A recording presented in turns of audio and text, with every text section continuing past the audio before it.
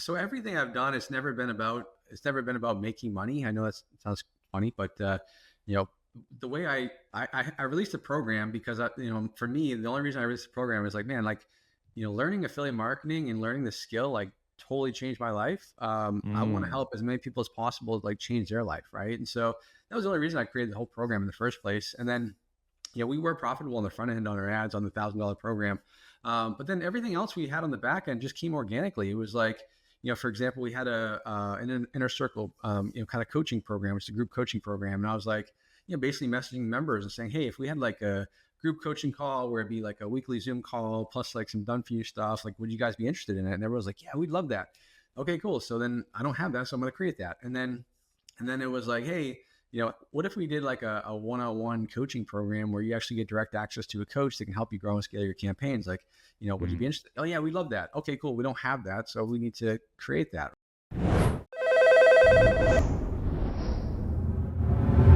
All right. Welcome back to the Closers Network podcast, Built to Scale series, where we sit down with entrepreneurs, marketers who've really figured it out and turned their big ideas into massive results. Today's guest is someone who's made history with One Call Closers.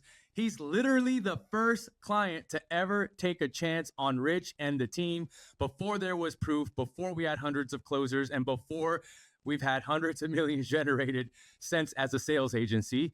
He's the #1 ClickBank affiliate in the world, a multi-million-dollar marketer, best-selling author, and mentor to thousands of entrepreneurs worldwide.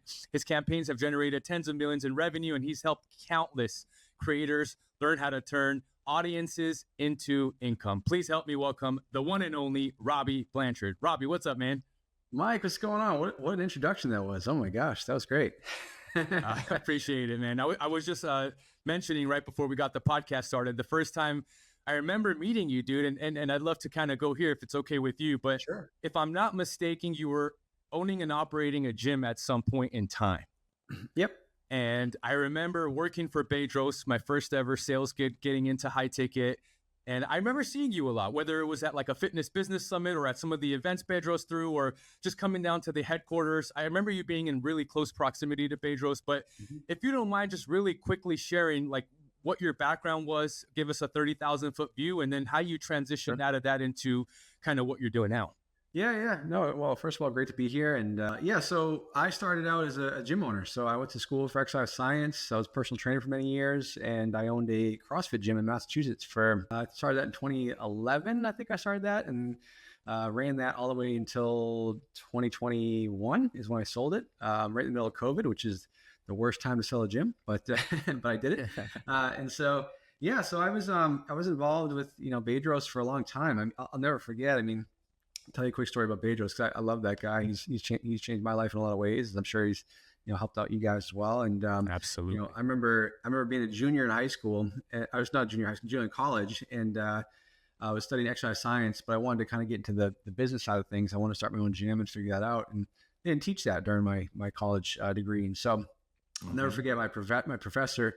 His name was Jeff Godin, and I was in the gym working out, and he came and he knew that I wanted to do something online or wanted to do my own business. And so he came to the gym, and he had this like a green binder, and the green binder was like this photocopied book. And he's like, I know we don't teach a lot of stuff about marketing and selling and stuff, but I got this book. I photocopied it for you. Here it is. And the book was a photocopied, thing of The Art of Selling Fitness by Bedros Keuilian. So it was, I read that thing from cover to cover, and that thing like changed my life because I'm like, oh my gosh, I can sell, I can market, I can do this stuff. Like this is amazing. I can, command the prices that I want to command. And so, so that changed my life quite a bit. And then, I got into the gym space, and I started to, get into the selling and marketing side of things. And, being in the gym space was super valuable to what I do now because, in the gym space, you have to learn how to market. You have to, with CrossFit, you're building a community. You're also, sitting across from people that are telling you their story, and they're giving you all their excuses about why they can't get in shape and, why they can't sign up this week, so you hear it all. Right. And so, that definitely, at the time didn't really realize it, but now I realize how valuable that was because with our, the affiliate stuff, and then also with my online programs, building that community and, the selling side of things. And, it's really made a huge difference. So, so I started in the online space. I started in about 2014, coming back around to Bedros. He had an event in Costa Mesa, California, which was, I think it was called the Online Fitness Summit or Info Fitness Business, something like that. And I remember it was a 2-day event in Costa Mesa. It was in November, and it was $1,000 to do it.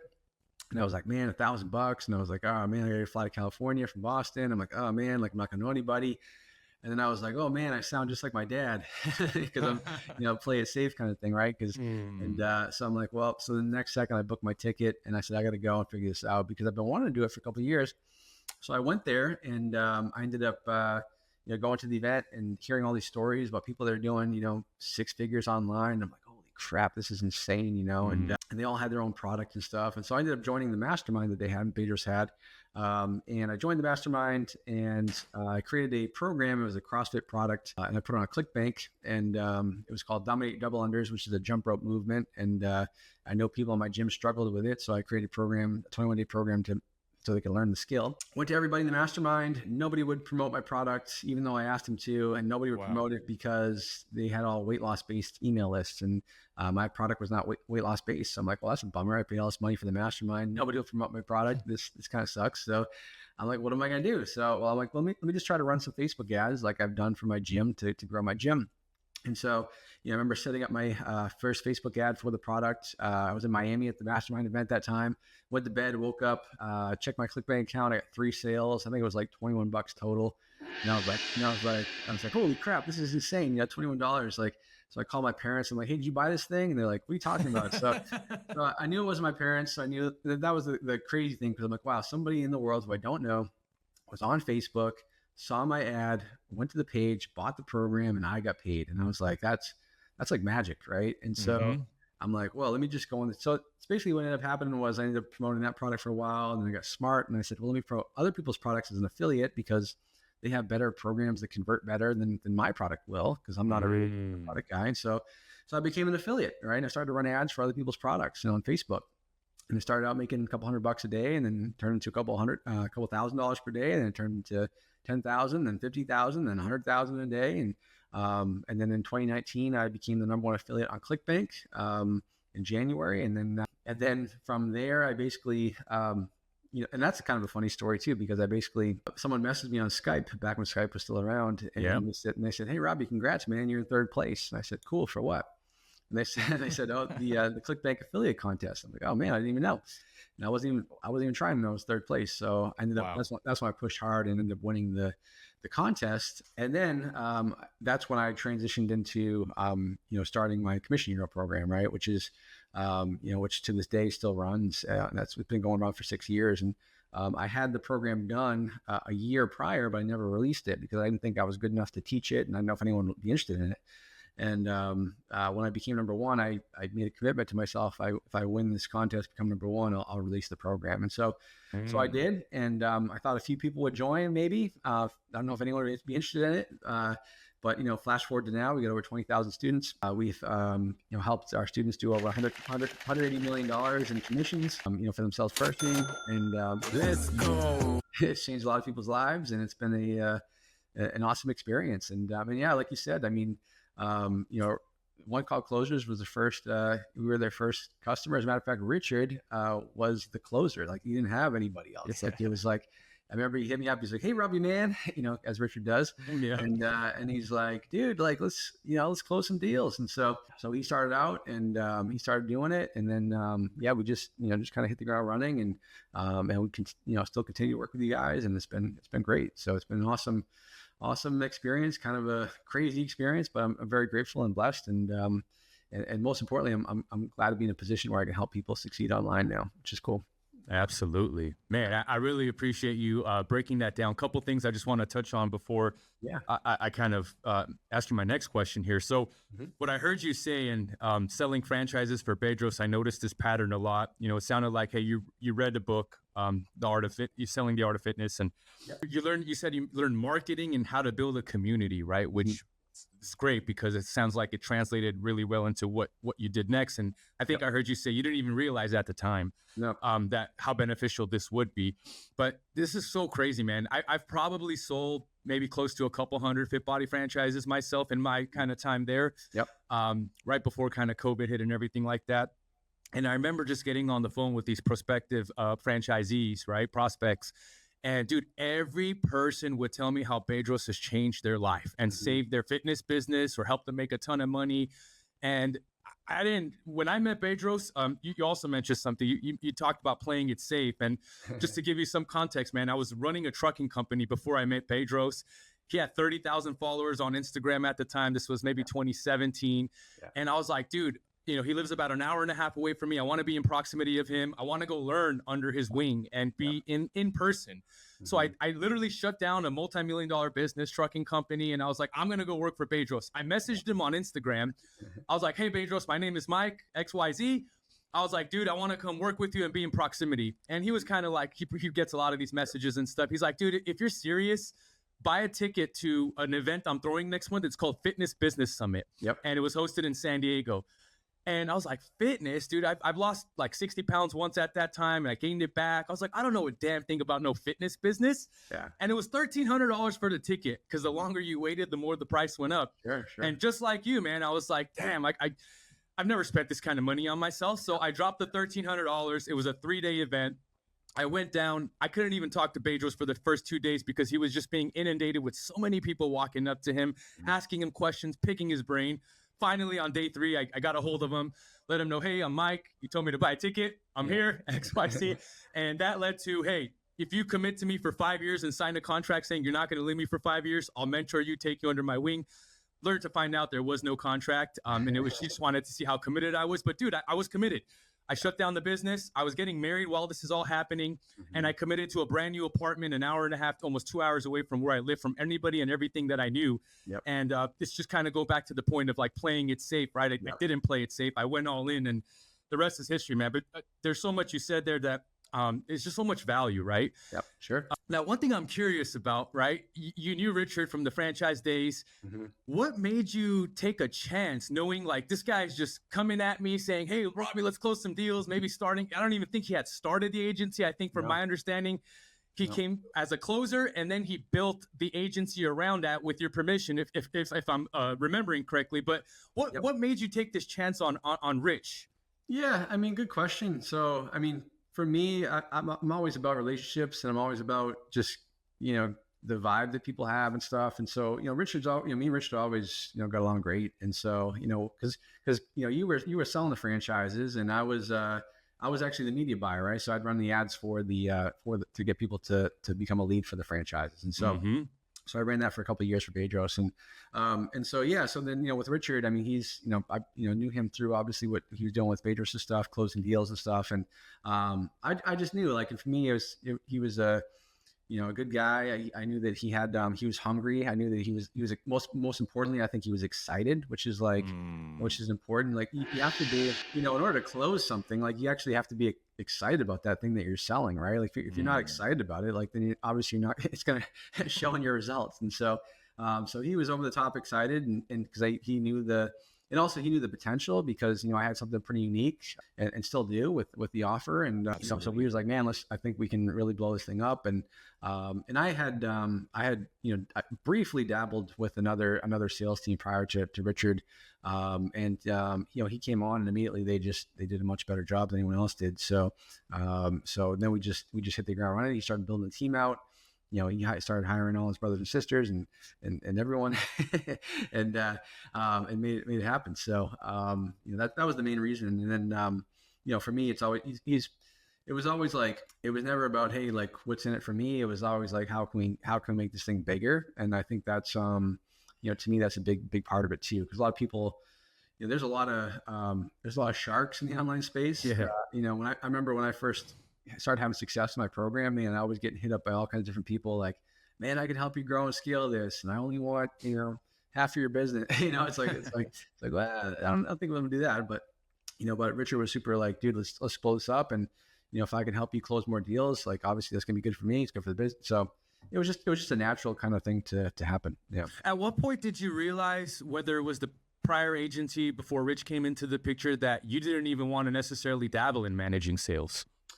Yeah, it was one of those things where my business kind of just grew, or has always grown organically, right? Everything I've done has never been like, here's my roadmap, here's my strategy. Like, no, it's always been like, okay, let's see how it goes, and it just takes off. And so, for me, it was, I had closed deals myself personally back when I used to mentor some gyms for a while, and I would close those deals myself personally. And obviously I still sell through my webinars and stuff. But, for me, like, my zone of genius is marketing and selling, from a webinar and from ads, right? And the media buying stuff. And so, if I'm pulling myself away and managing a sales team, that pulls me away from what I need to do to scale my business up, right? And so that was the reason for it. And it's like, I could build an internal team, and I could probably, it would, maybe it would be less percentage or whatever. But at the end of the day, like, it's more time, it's more energy. It takes me away from what I need to do. And a big part of scaling is you have to be willing to delegate. And it's like, and so that's a big part of it, right? You have to focus on your zone of genius. Like, really, if you're a business owner, like, your only thing you'd be focusing on right now is marketing, and selling. Like, that's it. Like, for me, it's like marketing my programs, selling their programs through webinars and stuff like that, and then feeding just the back end sales team, let them do what they need to do.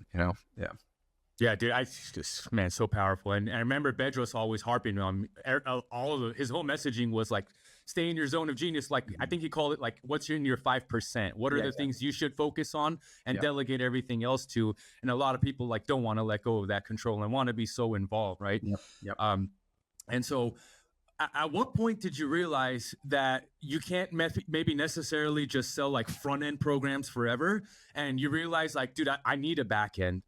Was that something you like figured out like right out the gate, or no? Were you still making money off front end and you're like, hey, maybe it might make sense to go down the back end route? Yeah, good question. So, so everything I've done, it's never been about making money. I know that sounds funny, but, the way I released a program because for me, the only reason I released the program is like, man, like, learning affiliate marketing and learning the skill, like, totally changed my life. I want to help as many people as possible, like, change their life. Right. And so that was the only reason I created the whole program in the first place. And then, we were profitable on the front end on our ads on the $1,000 program.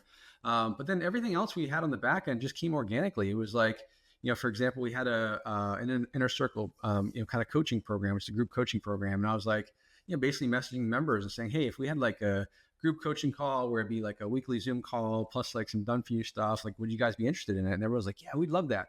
Okay, cool. So then I don't have that, so I'm going to create that. And then it was like, hey, what if we did like a one-on-one coaching program where you actually get direct access to a coach that can help you grow and scale your campaigns? Like, would you be interested? Oh yeah, we love that. Okay, cool. We don't have that, so we need to create that, right? And so everything we've done has always been to like solve that need or solve that problem that people want and have. And now our biggest problem is like, we don't have everything that we have. Most people have purchased. So, and the reason why they stopped buying from us is because they've bought everything. So now it's like, oh man, like now we need to create more things that people are interested in, or how we can help more people do that. And so that's always been like our, kind of driving force in the business. And I think the reason why our program has lasted as long as it has, because it's not normal for most online courses and programs to last 6 years. It's very much churn and burn after 6 months to a year for most of them. But the reason why is because everything we release, like the number one thing is like, hey, is this going to help our students have more success? If the answer is yes, then we do it. If the answer is like, no, but it's going to make us a lot of money, then we don't do it. And that's been important for us because I'm a big believer that in life, in order to get what you want in life, you have to help as many people get what they want in life. And so, as long as you kind of stay by that, like you make more money for sure. So, and it benefits everybody. Yeah. Dude, that's freaking, yeah, absolutely. And do you think having this sales team to kind of do a lot of the heavy lifting for you gives you more time, more energy, more effort to be able to put into figuring out like, okay, how can we help people even more than we are now? Yeah, I think so for sure. I think so for sure. I mean, I think that, even with, with any sales team, there's, you still have, there is some managing you have to get in there and do some stuff with, and you have to collaborate. And there's, I remember when we first started, it was the Wild West. So it was like, they'd be like, "Hey, I sold this thing." I'm like, "Well, we don't have that thing." So, which is, a good problem to have. I think that it definitely helps a lot. I mean, I think there's a lot of like, it basically allows you to take more risks on the front end with your offers, right? So like, so if the back end is converting well and you have a, high ticket offer that's, 5, 10, 20 grand, you can play with it a little bit on the front end too. You can be a little bit more aggressive. And, honestly, the biggest benefit to having a back end, for your offer, your course, or your program, or your business is that it allows you to take bigger risk and spend more on the front end. Because for us, like now, like on our front end, we're not profitable on our front end. Like I'll be pumped if I get a, 0.5 or a 0.6 return on ad spend, for my front end stuff. And, and is that because of the recent meta changes or even prior to that? That's just costs go up, competition, time of year, seasonality, a lot of different, random Tuesday, multiple factors. Yeah. It could be all kinds of stuff, and most people that don't have a back end, I mean, shoot, if you're, putting $1 in, you get 50 cents back. Like you're not gonna be able to do that for too long if you don't have a back end. Yeah. So it's all about, really, feeding that beast on the back end, so that way you can get that going and dialed in. And so really, yeah, that's a big, one of the reasons why one of the main reasons why we've been able to keep things going the way we've done that, is having that ability to do that. And so, so it's definitely a huge benefit having the back end sales team for sure. Yeah, for sure. And it's crazy, man, because, we do a lot of outreach. We try to get in front of a lot of content creators, and a lot of them just can't fathom the idea of having a back end or, have this higher ticket to give more support, give more help. And I find it really interesting that they just want to continue running this front end model, and maybe they're happy making 20, 30, 40, 50,000 a month. But part of me is like, man, they can be helping so many more people and making such a bigger impact on the back end where it's just a win-win-win situation. Do you think content creators who don't build this kind of back end will maybe be left behind in the next few years? Well, I think so. I think that, and I've seen it too, Mike. I mean, I a couple weeks ago, I spoke at an event in Orlando, and it was all creators that have big audiences and influencers and stuff like that. And, when I was on stage, I was asking them, like, I'm like, how many people have an offer? Or not many people raised their hand. And how many people sell from a webinar? Nobody really raised their hand. How many people have an email list that they're mailing daily? Nobody raised their hand. It's like, wow. All these people and some big names. I mean, I'm telling you, like, after I talked, some big names came out to me that either they manage these people or they wear that. They're like, dude, how do I create this offer? How do I, I'm relying on sponsorship deals. I'm relying on, these things. And it's like, it's so crazy because to me, and, I've been doing this for, since 2014, 2013. So it's second nature. And so, yeah, I think that they will get left behind, but I think it's just like, I think that people just, number one, they don't know what they don't know. So I think a lot of times they have no idea that what they're holding on to is a gold mine. Because for me, oh my gosh, like, I personally think the audience in creating a following and audience is the hardest thing to do. Like the direct, like I've done it the opposite way, right? I have an offer and then I build my audience because of the offer. Whereas like, if you have the audience, man, now you can flip it. Like, I mean, that's why you've seen like, for example, Hormozy, he was able to do his big launch because he had the audience, right? That's right. He didn't go the opposite way, right? And so, at least not with this venture. But I think that's for sure. So number one, people don't know what they don't know, but also I think people don't necessarily. You have to be in it for the right reasons too. I think that like, for me, it was more organic in the sense like I wanted to help more people and I wanted to make success a higher rate of success for people, and so so that's why I did that. But also people, I think I don't think people think big enough either, I think is the other thing too. Like, I think that, if you're making, if you're making, you come from nothing and you're making, 30, 40 grand a month, you're like, man, I'm feeling pretty good. Where it's like, well, dude, like you can make 30, 40 grand a day, if you actually, have the systems in place and willing to do that. And I think that, I think that's the big things that are holding people back is number one, they just don't know, but also they're just not thinking big enough about what they can achieve. Because a lot of people will say, oh man, my audience is like, they're not interested in this, or I'm in this niche, it's not big enough. It's like, I don't care what audience you're in. I think any audience has the ability to scale to, at least multiple 8 figures. I mean, I don't see why, you can't do that. Yeah, absolutely. I appreciate you sharing that. Yeah. Just before we wrap it up, I have a couple other questions, maybe fun ones I want to get into. Sure. But what do you think? And it's kind of putting you on the spot here, but like the worst advice you've ever heard or been given around the online space? I think the worst advice, and I've been hearing this a lot lately, is that people will say like, nobody cares about your story, and nobody cares about you. Like it's all about what's right for the customer and all that stuff. And I think like I've been hearing some big names talking about that. Like, doesn't matter, your story doesn't matter. Like, stop talking about yourself. Da, da, da. I completely disagree.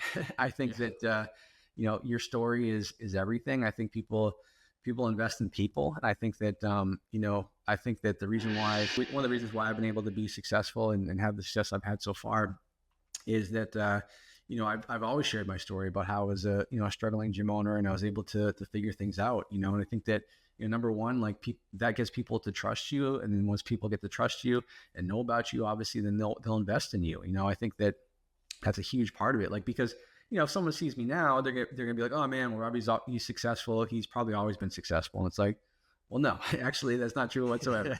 And I made lots of mistakes. And so I think that's a big mistake. And then the other thing too, I think is, I think people, the other advice that I see people do is like, man, you got to be like, you got to be everywhere. Like, you got to be on, YouTube and Facebook and Instagram, and you got to do all these different traffic sources with your media buying. And like, I also think that's completely, the wrong thing. I think you need to go narrow and deep on what you're best at. Like, perfect example. So for me, like, when I became number one as on ClickBank, and it was Facebook ads, and it was always Facebook ads, and it's always been Facebook ads, right? It's like, there's always, that shiny object of, man, why don't you try running YouTube ads, or why don't you try running Snapchat, or why don't you try running native ads? Like, why don't you do email marketing? Like, why don't you do it? Well, sure, those are all great, but I'm going to focus on one thing and become the best I possibly can be and be the best at it. And so, I would not be where I am today had I focused on something else and just gotten in on it, right? And that's the thing too, is like so many people, Facebook, obviously it has ups and downs. I've been doing it for, forever.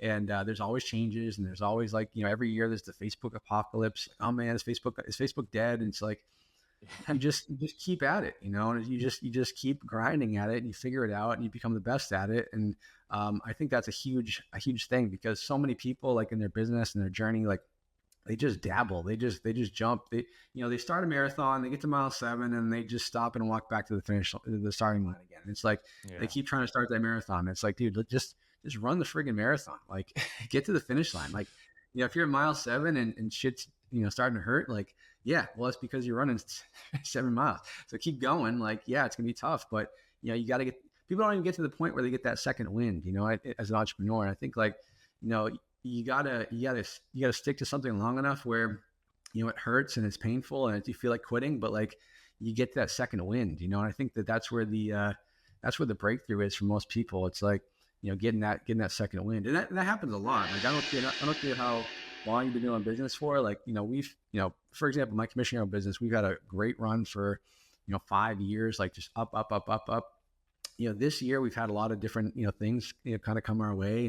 And it's just one of those things where like, most people would quit, most people would give up, but I'm like, shit, no, we're going to double down on what we've done, and we're going to, figure it out and come out stronger on the other end of it, and we'll be good. So it's time to course correct.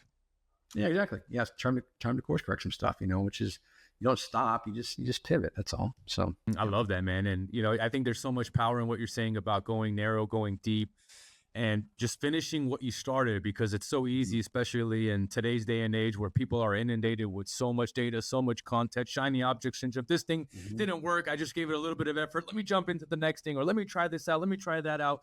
What I hear you saying is, hey man, just stick to the plan. If there's adjustments that need to be made along the way, then definitely do so. One thing I'm curious about, if there's anything you want to share with our listener today about mistakes. Speaking of mistakes, right? Is there anything that maybe you would never do again in business or in life in general that you would want to share some wisdom with to our listener? Yeah, I think that, a couple things I would say, as far as mistakes that I've made, I think, again, going back to focus, right? Trying too many different things at once. So for example, we have a really high converting webinar that we've run forever. And then I remember at one point in time, it was like, well, let's try this thing. Let's try that thing. Let's try, doing just focusing on challenges. Let's try, and it's like you do a lot more work, you're a lot more busy, but you make less money, and you're like, oh, wait a second, why don't I just go back to doing what actually works? I also think a big mistake is like entrepreneurs make, and I'm guilty of it too, is seeking out excitement and seeking out new things, and you need to be okay with boring. I think that if you get to a point in your business where things are boring and you're like, oh man, like it's just the same thing over again. I'm doing the same thing. I'm running the ads. I'm running the promos. I'm doing this different stuff. Like, dude, that's amazing. That's exactly what you want. Like, you need to get to the point of boring because you've gotten so darn good at it. Like it's become boring. Right. And I think that's where it's like most entrepreneurs make the mistake of like, oh man, I'm kind of getting bored. Like I'm gonna try this brand new thing now. And then that new thing distracts them. And then the thing that was boring is now no longer boring because it's a shit show and you gotta fix it. Right. And so I think that, those are some mistakes there too. And then also the other thing I would say that I see a lot of people make, thankfully I'm not one of those people, but because I've learned from other people's mistakes is, when you start to have a lot of success, and you start to, the money starts to come in. I've seen a lot of people just blow it. They upgrade their lifestyle in a huge way. They think that everything they're making now lasts forever. People think, when things are good, it's always going to be good, and it's not. And so, my advice to anybody is like, when you first start to hit it and start to do well, and don't upgrade your lifestyle. Like, number one, invest back into your business. But also number two, take some off the table and invest into your future, whether it's retirement or investments or real estate or crypto, whatever it is, Bitcoin, whatever you're going to do. You should be doing that too. I think that that's also important because I've seen the flip side where I've seen people invest everything back into their business and then their business still goes down and now they still have nothing. So I think you still need to, take care of yourself and put yourself in a position where you're, I see business as a way, it's a vehicle to cash flow, because cash flow is the most important thing is that cash flow and you put it into investments and stuff that are, or opportunities that are not, that you don't have to spend time with, but that, just grow naturally. So those are a couple of things just from, just basic principles, I think that are not so basic for some people. Yeah. Dude, I mean, there's so much wisdom in what you just shared with our listener today. And just to kind of like unpack that a little bit, what I'm hearing you say is like, don't fix what's not broken. Exactly. Right. And because that's the classic case. You hear everyone, it's like, hey, I want to go try this thing. I want to go, get more entertained, have something a little bit more exciting. But dude, you said something that I think is applicable to all of our sales reps. And as a past sales manager, this is some of the things I've had to deal with. But when closers get bored because they realize like, I already know how the call is going to go and they got the framework, they know exactly how the conversation is going to sound. And they get a little bit bored. I'm like, dude, you've made it. That's exactly how you want to feel. Like, that's exactly where you should be, right? And it's supposed to be a little bit boring, right? It's supposed to be a little bit mundane, but that's why you're playing at the highest level. And so I think you also meant like you're a well-oiled machine is kind of the analogy that came into my mind. Sure. You said something that I think is really, really interesting. And I think a lot of people struggle with this. It's learning from other people's mistakes. Most people have to kind of put that finger in the fire and feel the burn.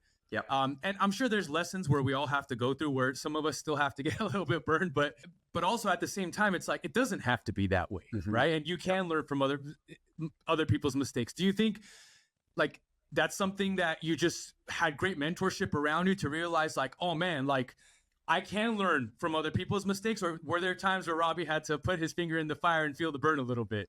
Yeah. I think a little bit of both. I think, I guess I just have a good head on my shoulders where I'm, so if you ever see me like in a room or you see me like at an event, networking and stuff, I'm probably the least talkative out of everybody. Like, but I'm observing everything and I'm listening to everything. Right. And so, because that's how you learn, right? If your mouth is moving, you're not learning, right? You need to keep it quiet. So, so for me, I've just been around enough people. I've seen what people do. And also just from a mentorship, like, one of the most, probably life-changing things for me was back when I was a personal trainer, right? Is that, I used to do in-home training. So I'd go to people's houses and train them. And so, all the people that I would train were very, very wealthy, right? There was a guy who had, he's a McDonald's franchise guy. He had 180 McDonald's, came from, another guy was an early investor in Facebook. Another guy was a big waste management company, and so,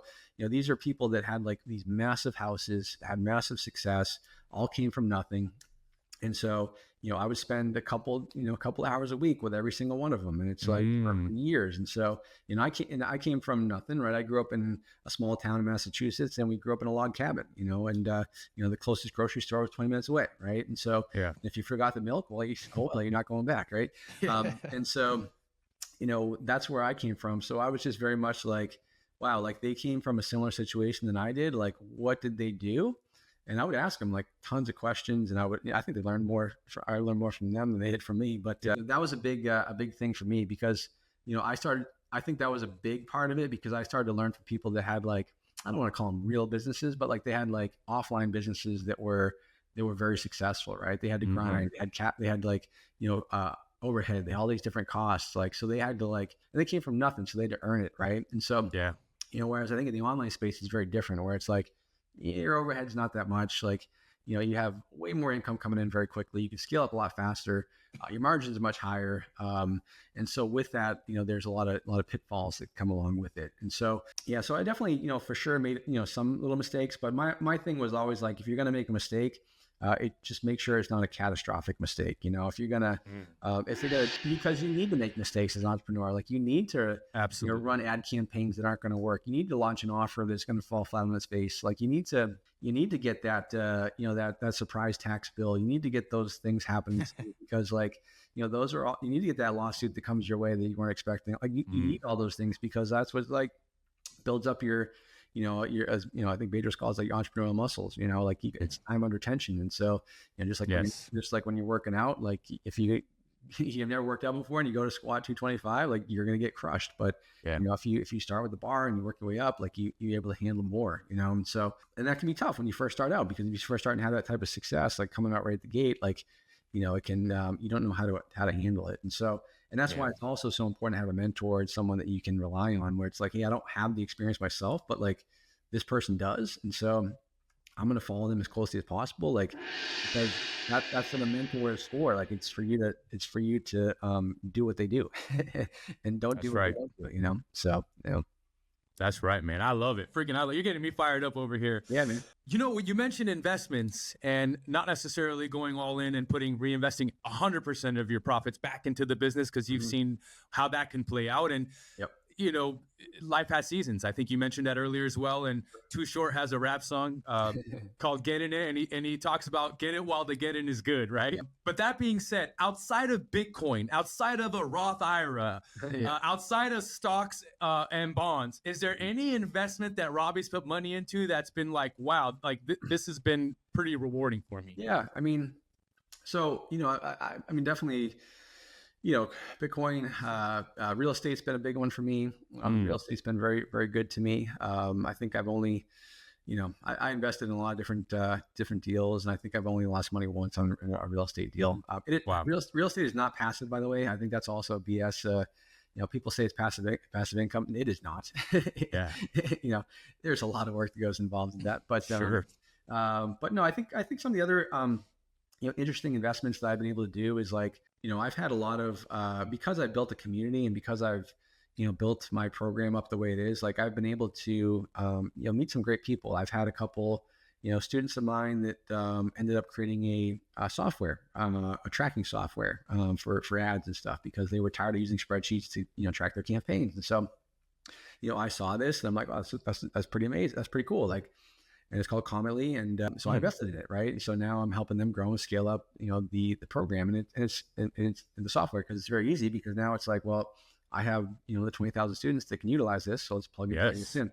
Another one of my students is a developer. So he, just randomly one day, he's like, hey man, I just put together all these apps. Like, I don't know if they're, you can check them out, see if they're helpful. And I'm like, dude, these are amazing. Like like this, and like, he's, I just did it for free. I want to get your attention. I'm like, well, you got my attention. And so now he's built a couple of softwares for me as well. And, we partnered on those and we all scaled up to 7 figures. And, so those have been like really cool, types of investments to get into. It's like, I'm not someone that like invests in something I don't know or can't understand. Like, And a lot of people, I think that's where people go wrong. It's like they invest in something because, so and so said it was amazing. And, and it's like, if I can't understand it, if I can't wrap my head around it, I'm not going to do it. Right. Or if I can't add value to it, then I'm not going to invest into myself either. Yeah. Yeah, love it, man. Do you believe, based on everything that you know and all the research you've done in the circles that you're involved with, the people you know, that Bitcoin at some point in time will surpass $1 million? Oh man, it's a tough one. But I would say, obviously not financial advice, but I would say that just based on everything I see, and I'm pretty deep down the rabbit hole. I mean, I got into Bitcoin when it was, I remember. Actually, it's funny. I don't know if you know Jeff Sherman, but yes, yep. So I've known him forever, and back in it was like 2012 or something. I remember him just like going on because he's always an idea guy, so he has always crazy ideas. And I remember him talking about Bitcoin and Ethereum and all this stuff, and I was like, dude, I don't even know what you're talking about. And then I remember going on Coinbase. I remember getting my first couple of Bitcoin. I think it was like I think it was under $1,000. I think it was. I remember Ethereum was like $20, $30, all that stuff. And I remember just doing it, and getting a decent amount of it. And so I personally think, yes, I do think that at some point in time, I think that, Bitcoin will get to the, that $1 million mark, which is pretty exciting. I think that, if all goes well, and I think there'll be definitely some ups and downs along the way. I don't, we're at 115, something like that today, whatever it is. I think we'll see some rough patches. I think there'll be some shakeouts, and but I think that now it's like you got so much, you got Wall Street's investing in it so much now, and I think that once you get nations starting to invest in it more, I'm sure there already are some nations that have bought into it, and then eventually, if the U.S. does decide to go and buy that stuff, I think you're going to see that thing just go crazy. So yeah, I definitely think it's interesting. I think that's interesting. Ethereum's interesting. Solana's interesting as well. There's some other ones that I think that could do very well, but again, I think it's here to stay. I think it's so crazy, like how much has changed in a couple of years. I remember a couple of years ago, I was, there was banks that I was part of that would not let me, buy and sell crypto within the banks. That was not allowed. Wow. Now, a couple of weeks ago, I literally had a lunch with a new bank that I'm working with, and they're asking me what I thought about crypto, and they're like, how can we incorporate it? How can we do it? I'm like, wow, this is like such a different conversation than, a couple of years ago, where like banks are just like, nope, it's the devil. It's for drug, only people that sell drugs are using crypto. It's just like, so I think it's pretty amazing, with that and AI. I think it's insane what, what's coming in the next few years. So, yeah. And I think the other thing is I also think it's so important, with your business is to maximize as much as possible. So it gives you that cash flow and that ability to invest in different things like that. Right. And to, to get into the other stuff and projects and stuff that, with people that are smarter than me. Am I going to be able to come up with the next big, unicorn AI program? Probably not. Who knows? But probably not. But if I have capital, if I have, investment money that I can put into something like that and be along for the ride, that's always going to hold value too. So yeah, so I think it's important, is to make as much money as possibly can in your business and grow and scale it. And if you don't like money, just make as much money as you can anyways and give it all away. But that's right. But you should always be, striving to be the best you can, because, I think that, I always say too, I think it's selfish not to be as successful as you possibly can, because there are people out there right now who you haven't met, who don't know who you are, don't know anything about you, but they're waiting on you to reach your best and unlock your success, because it's going to unlock their success. It's bam. If I didn't launch, my program Commission Hero, there's 20,000 people that never would have earned income online, or they never would have had that opportunity, because I was selfish and didn't expand or get my own way. So I think it's important for anyone listening that, if you can do better and you can reach your potential and you haven't done it yet, you better get to it. Let's go. Dude, that's next level stuff. Yeah. One quick fun story I want to tell you about Ethereum. And I had my cousins approached me in 2012 to buy Bitcoin for $200. This is before Coinbase was around, and I couldn't fathom, it just didn't make any sense to me. Yeah. And then right after high school, when Coinbase just started, I had a buddy who was like, dude, you got to get into Ethereum. You got to get into Ethereum. I was like, okay, tell me more about this Ethereum. So, he had done so much research. This guy was so crazy at the time. I don't remember what year Coinbase came out, whatever year that may have been. But to your point, it was $20 for Ethereum at the time. Yeah. And my buddy had a $11,000 car. It was worth $11,000. He literally sold his Lexus IS 300 for $11,000, dumped the entire $11,000 into Ethereum. Wow. And I was like, you know what? I'll put $100 into it. I'll pick up 5 of these bad boys. Yeah. So I was like, I'm willing to burn $100. But dude, fast forward, he ended up selling some of it at like 2,800. He didn't sell at the top when it was close to 5K, but just crazy. Like who would have thought? But it's just a fun story. But that's a great story. It's a good lesson too. Honestly, like it's. I love that because I mean he was probably at a point in his life too where he could take those risks, he could do those things, and that's also such an important lesson for. That's why we were talking about earlier, like not upgrading your lifestyle is even though you probably could, like to not do it right away. And the reason why is because like when you start to upgrade your lifestyle, when you start to have bigger mortgage payments, when you start to have bigger responsibilities and stuff, like you're less inclined to take big swings with your business and with the investments and with your opportunities. And that's the one thing that like you don't want to put yourself in that position, like because down the line you'll always be able to upgrade at some point in time, but like you need to be nimble as an entrepreneur. And I think that's why like you don't want to get to that point where you're just like you're like shackled by all the stuff that you have, because it limits you in what you can do and scale with. So just another, word of warning. That's so funny that you just said that because I don't know anybody from high school and I was very close with my buddy that lived below his means like he did. There's nobody that I came across in anyone in school that just lived below his means, and he was the guy. And it was crazy that he took that risk and took $11,000 and dumped it into that. Yep. But till this day, still lives below his means, which is pretty crazy. Yep. Important. Yeah. Two more quick questions, and we'll wrap this thing up. Sure. What is one thing that Robby Blanchard? One thing about Robby Blanchard that maybe people would never guess? Oh man, let's see. One thing is I'm very much into I'm into trucks. I love trucks. Okay. I saw you posting your truck actually yesterday. That was badass. Collection there. Yeah, I got a bunch of stuff, and I think I probably have 10 or 12 at the moment. That but I have some nice stuff. I have some classic stuff. Like I have an old a 1996 Ford F-250 Super Duty, nice. And I got all this stuff. So I like that kind of stuff. It's old school. I mean, growing up, my dad had trucks and everything, so that's one thing. Also, I love golf. I'm a big golfer. I haven't played as much golf as I'd like to recently, but that's one thing as well. And then also another thing, I speak Portuguese. Dang, okay. Yeah, I speak Portuguese. How'd you learn Portuguese? Yeah, so my fiance, soon-to-be wife, is Brazilian. So congratulations. Yeah. So we've been together for 8 years, and we have a son together. And Leo, he's awesome, and so awesome. So I speak Portuguese, which is super hard language to learn, but I get by. I do pretty good with it. That's awesome, man. That's awesome. Well, Robby, I appreciate it, man. Is there anything that we haven't touched on today that maybe you would want to leave our listener with? Oh man, I think that with the listeners, I would say that the most important thing you can do in life is from a business standpoint is to learn a high income skill. And I think that, that one of the best skills is learning how to sell, right? Whether that's in person, whether that's via a webinar, whether that's a video sales letter, whether that's on the phone. I think that's the one of the most important, if not the most important skill to learn as a business, in the business landscape. Because if you can learn to sell, like you'll never go hungry. So right. I think that's the most important thing. And that's what I would say. Come on, ladies and gentlemen, give it up for Robby Blanchard. Awesome. Come on.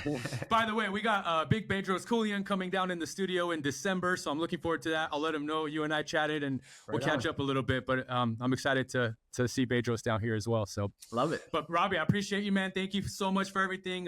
And again, just what a great partnership and what a great story. And I look hopefully forward to continuing working together, man, through the company. And again, just thanks for everything that you do and you continue to do. So appreciate you guys, and we'll see you on the next episode. Peace.